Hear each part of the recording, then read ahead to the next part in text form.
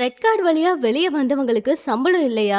Agreement என்ன சொல்லுது அப்படிங்கறத வாங்க பார்க்கலாம். இதுக்கு முன்னாடி கமல்ஹாசன் அவரு பிக் பாஸ் சீசனை தொகுத்து வழங்கினாரு. 90 நாட்கள் வரைக்குமே இந்த வீட்டுக்குள்ள இருந்து வெளியே வந்திருக்காங்க. பார்வதி அவங்களும் கம்ருதீன் அவரும் டாப் 5ல இவங்க வருவாங்கன்னு நினைச்சோம். ஆனா ரெட் கார்டு கொடுத்து வெளியே வந்துட்டாங்க. பிக் பாஸ் நிகழ்ச்சியோட போட்டியாளர்கள் எவிக்ட் ஆகி வெளியேறும் போது நினைவு பரிசு கொடுத்து சக போட்டியாளர் கண்ணீரோட விடை தர தொகுப்பாளர் கூப்பிட்டு பேசி பயண வீடியோ எல்லாம் போட்டு அனுப்புவாங்க. ஆனா ரெட் கார்டு வாங்கி வெளியேறினா இந்த நடைமுறையெல்லாம் கிடையாது. பார்வதியும் கம்ருதீனும் வெளியே வந்த போது இதுதான் நடந்துச்சு. இப்படி வெளியே வரவங்களுக்கு நிகழ்ச்சியில இருந்த நாட்கள் வரைக்கும் சம்பளமாச்சு கிடைக்குமான்னு பார்த்தா பிக் பாஸ் முன்னாள் போட்டியாளர்கள் இப்படி சொல்லியிருக்காங்க. சம்பளம்னு ஒரு பைசா கிடையாது. ஏன்னா நிகழ்ச்சியில கலந்து கொள்வது தொடர்பா முதல்ல ஒரு அக்ரிமெண்ட் போடுறாங்களே, அதுலயே இதை பத்தி தெளிவா குறிப்பிடுறாங்க. ரெட் கார்டுங்கிறது நிகழ்ச்சிக்கான விதிகளை மீறினாதான் தரப்படுற தண்டனை. அதனால அந்த கார்டு வாங்கி வெளியில வர்றவங்களுக்கு சம்பளம் கிடையாது. அது மட்டும் இல்லாம வெளியேறின பின்னாடி அந்த நிகழ்ச்சி தொடர்பா நடக்கிற எந்த ஈவென்ட்லயும் கலந்துக்க முடியாது.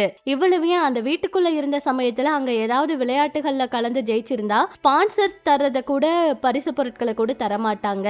தமிழ் பிக் பாஸ்ல வெளியேறிய எல்லாருக்குமே இதுதான் நடந்திருக்கு. தமிழ் பிக் பாஸ்ல இதுவரைக்கும் பாத்தீங்கன்னா சக போட்டியாளர்கள் கிட்ட தாறுமாறா நடந்து கொண்டார் அப்படின்னு மகத் பெண் போட்டியாளர்கள் தங்களுக்கு பாதுகாப்பு இல்ல அப்படின்னு சொன்ன மாதிரி பிரதீப் அவரையும் ரெட் கார்டு தந்து அனுப்புனாங்க.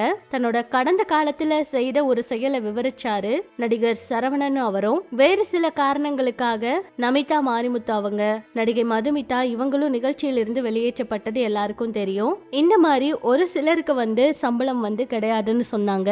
அவங்க சொன்னதெல்லாம் வச்சு பார்த்தா பார்வதி அவங்களுக்கும் கம்ருதீன் அவங்களுக்கும் இந்த நிகழ்ச்சியில இருந்து ஒரு பைசா கூட பணம் போகாதாம். சொல்ல போனா கம்ருதீன் அவரெல்லாம் பார்த்து விளையாடி இருக்கலாம். இந்த ரெட் கார்டு விஷயம் வரைக்கும் போற அளவுக்கு கேமை கொண்டு போனது ரொம்பவே தவறு. ஏன்னா அவர் இந்த மணி ரொம்பவே முக்கியம், இது எனக்கு ரொம்ப தேவை அப்படின்னு சொல்லிதான் இந்த வீட்டுக்குள்ள போனாரு. பார்வதி அவங்க கூட எல்லா விஷயங்களையும் மேனேஜ் பண்ணிப்பாங்க, அவங்கனால முடியும். ஏன்னா அவங்க இந்த மாதிரி எந்த ஒரு கமிட்மெண்ட்லயும் இல்லாம இருக்கலாம். ஆனா கம்ருதீன் அவரோட கனவுகள் எல்லாமே அழிஞ்சு போயிருச்சு.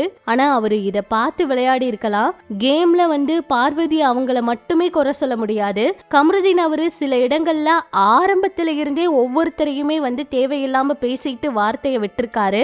நிறைய பேரு மூஞ்சிய பாரு இந்த மாதிரி வார்த்தைகளை எல்லாம் அவர் நிறையவே சொல்லியிருக்காரு, நம்ம பார்த்திருப்போம். கம்ருதீன் அவர் ரியலாவே இப்படிதான் இருந்திருக்காரு. அதுதான் உள்ளேயும் ரியலா அப்படி இருந்திருக்காரு. அதுக்காக அவருக்கு கிடைச்ச தண்டனை தான் அப்படின்னு நிறைய கருத்துக்கள் வந்துட்டு இருக்கு. இது பத்தி உங்களோட கருத்துக்களை சொல்லுங்க.